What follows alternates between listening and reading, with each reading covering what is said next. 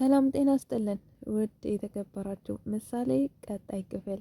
ማህሌት ልጁን ተከትላ መታ አይ መድብሌ ስራህን ስጥህ በአንዴ በቦክስ ዘርሮ ጊዜ ቆማ ስትቀርጽ የነበረችው ማህሌት ጃይና መስላ እጅ ልጁን በአንዴ ዘረረኩ እኔንም ሳይቆላልፈኝ ተነስቼ ልሩጥ አለች። በአንደፍ በፊት ምንድን ነው የሚያደርገው? ለምንድን ነው የት ነው የሚሄደው ብላ ተከትላ የመጣችው ማለት ማህሌት ማለት ግን አቤት ምስጥ ናት። ምስጥ ታውቃላችሁ፣ ራሷን ብቻ ትልቅ ቦታ ማድረግ፣ ክፉ ብቻ መስራት፣ ክፉ ነገር ብቻ ነው የሚቀናት ማለት ነው። በተለይ ልጆች ላይ ራሱ ጭካኔዋ ጭካኔ አይደለም። በቃ ማህሌት ማለት እንደውም ከማህሌት ዝና ያዝናል። ዝና ይሻላል ከማህሌት ማለት ነው። ማህሌት ጨካኝ ናት። ማህሌት ከመጀመሪያ ጀምሮ እንግዲህ ምሳሌን በመርዝ ለመመረዝ ወይንም ደግሞ እንድትሞት እያደረገች ነበር። እድሜ ለቅድስት። ቅድስት ናት የምሳሌን ህይወት ይዛ እዚህ ያደረሰቻት። ምክንያቱም በሰራተኝነት ተቀጥራ ብዙ ጊዜ ያው ታማሚ መሆኗን አታውቅም ነበር። በእርግጥ ግን ደግሞ ልጅቷን ለመግደል ብዙ ነገር ስታደርግ እሷ ነበረች። በሆነ ምክንያት ከእጇ በቃ እንዳታበላ ስታረግ የነበረው ማለት ነው። እና ለማንኛውም ዛሬም ያ ነገር ተከትሏት መጥቷል ማህሌትን። አሁን ደግሞ ጠበቃው የእንትና እጅ ገብቷል፣ የዝና አለቃ እጅ ገብቷል።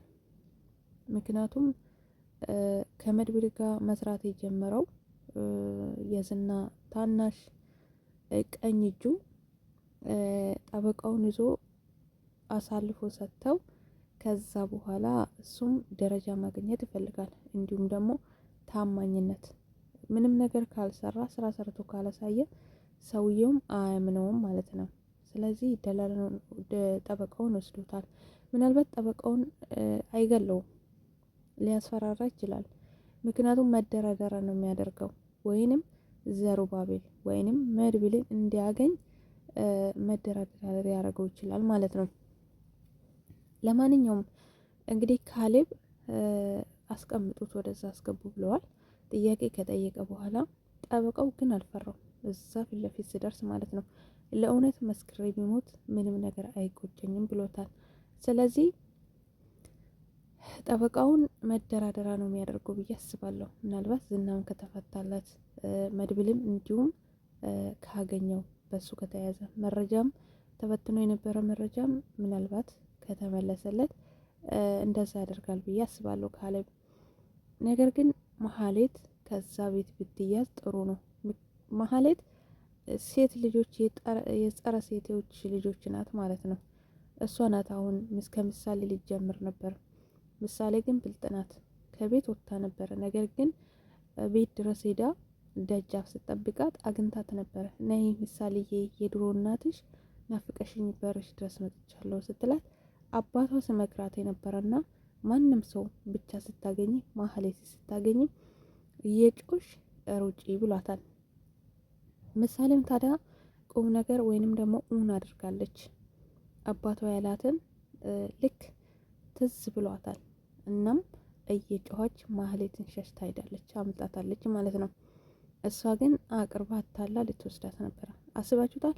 ምሳሌ ካሌብ እጅ ገባች ማለት ካሌብ እዛው አስቀምጦ ነበር የሚጫወትባት። እንዲሁም የልጅቷ ህይወት ወደማይሆን ህይወት ነበር የሚያስገቡት ማለት ነው። አስባችኋት?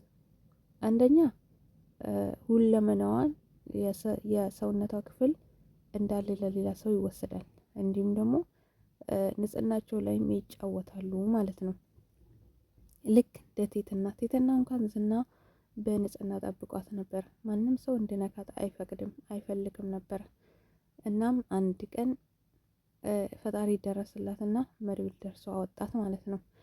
ስለዚህ ምሳሌን እንዳታገኛት እነ ብሩክ አጥብቆ ምሳሌን መጠበቅ አለባቸው። ምናልባት እሷ ልጅ ናት፣ አትውጪ ስለተባለች ላትወጣ አትችልም። የሆነ ቀን ረስታ ልትሄድ ትችላል። ስለዚህ ጠብቆ ሊወስዳ ስለሚችሉ ቅድስትም ሆነ ብሩክ ልጅቷን በደንብ መጠበቅ፣ እንዲሁም ደግሞ ራሳቸው ራሱ ከነሱ ውስጥ አንድ ሰውን ይፈልጋል። ሰውዬ ካሌብ ማለት ነው፣ መያዣ እንዲሆን ማለት ነው። መድብል ግን ዞሮ ዞሮ ወጥመዳቸው ውስጥ እንዳይገባ መድብል እዛ ከገባ መድብል ቃሊቲ ገባ ማለት ነው። ምክንያቱም መድብል ቃሊቲ ከገባ ማን ነው እንደ መድብል የሚፈልጋቸው?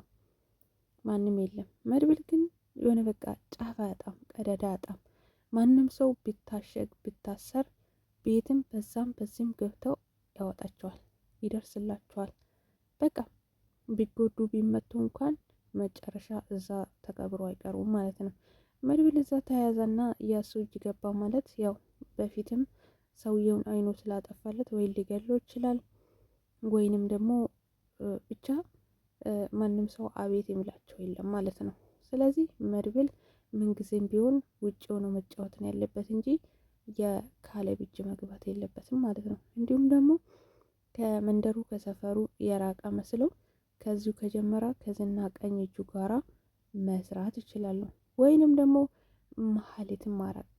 መሀሌት ናት እንዲህ እያለች ተጠራጠርኩ የሆነ ከዚህ መረጃ ወስዶ ያቀበላል በማለት አሁን ራሱ ልጁ ደላላውን ጠበቃውን ይዞ ባይመጣ ኑሮ እሱ ላይ ነበር ጣቱን የሚጠቁመው ማለት ነው።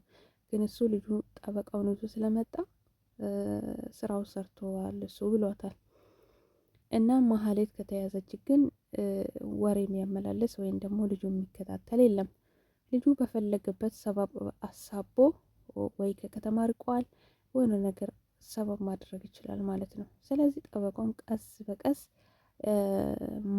ማስመለጥ ወይንም ደግሞ ማስወጣት ወይንም ደግሞ ካሌብ እንግዲህ የመጨረሻው ፍርድ እንዲያገኝና ከዝና ጎን እንዲሆን ይደረጋል ብዬ አስባለሁ።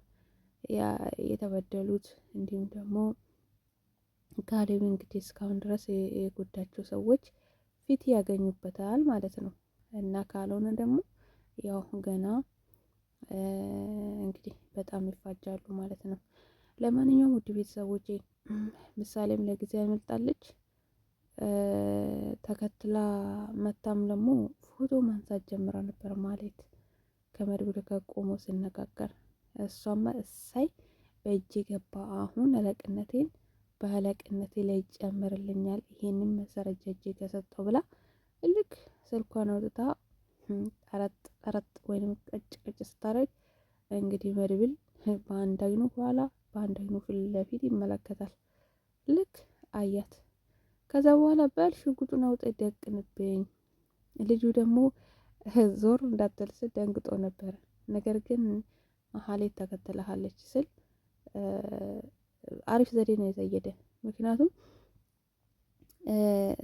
ተያይዘዋሉ። መድብል ግን ደግሞ ኃይለኛ መሆኑን ታውቃለች። ስለዚህ መድብል በአንዴ ሲዘርረው በጣም ደነገጠችው። በአንዴ ዘረረው ነው ያለችው። ስለዚህ እኔንም አይኔን እንዳጠፋልኝ ከዚህ ልጅ በእጁ ቢያገኛት መድብል ግን አይምራትም ነበር። ምክንያቱም ከዚህ በፊት ከዝና ጋር ታስራ በነበረችበት ሰዓት ሁለተኛ ሴት ስለሆንሽ አዝኜልሽ ለቅቄሻለሁ፣ ሁለተኛ እንደዚህ አይነት ስራ ብትሰሪ ብታጠፊ ወዩልሽ አለቅሽም ብሏት ነበረ።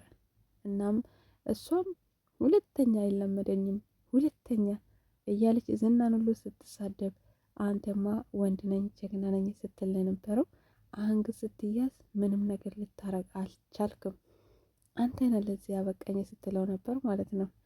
እና ታዲያ ስትፎክር የነበረው መድብልን ማዝኖ ለቋት ነበር። ነገር ግን ሁለተኛ እንደዚህ አይነት ስራ እንዳትሰሪ በህይወቴ ውስጥም በቤተሰቦች ህይወትም እንዳትመጪ ብሏት ነበር። እሷ ግን አልሰማችም። አሁንም ተመልሳ ወደ ስራዋ ተመልሳለች። ስለዚህ አሁን የመጨረሻዋ ጊዜ ነው። ምክንያቱም መክሯታል፣ ስትያዝም ለቋታል። መድብል ስትራብም መንገድ ዳር ስትቀመጥም የምትበላበት የምትጠጣበት ሰጥቷታል። ያ ሁሉ አድርጎ አሁን ደግሞ ተመልሳ መጣ እነሱን ለመጉዳት ይሄን ስታደርግ አሁን እንግዲህ እቅር አይላትም ብዬ አስባለሁ። በእጁ ከያዛት መሀሌት አለቀላት። የመጨረሻዋ ጊዜ ነው ማለት ነው። እናም እንደዛ ነው ውድ ቤተሰቦቼ። መልካም ቆይታ ይሁንላችሁ። እንግዲህ ምሳሌን ቀጣይ ላይ እስከምናይ ድረስ እስቲ መድብል ምናልባት አንዱ ደውሎለታል፣ መሀሌትን ይዣታለሁ ብሎታል። እውነት ተይዛ ነው ወይስ ሌላ ወጥመድ ነው? መልካም ቆይታ